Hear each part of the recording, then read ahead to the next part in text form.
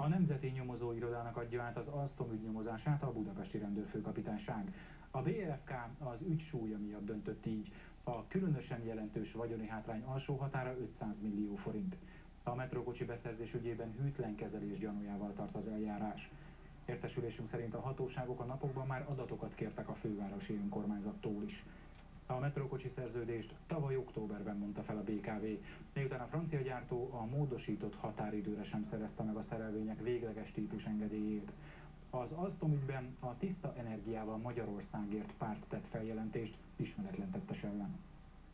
Olyan tartalommal fogadtak el magyar szerződő partnerek, tehát akik szerződtek az Alstommal, szerződési ajánlatot, ami egyértelműen ütközik ahhoz, hogy Magyarországon ezeket hatósági engedélyt és működési engedélyt kapjanak. Tehát itt történt a bűncselekmény. De ez a konkrét dolog, és azért tettük meg a feljelentést, mert nem tapasztaltuk, hogy más arra illetékeset meg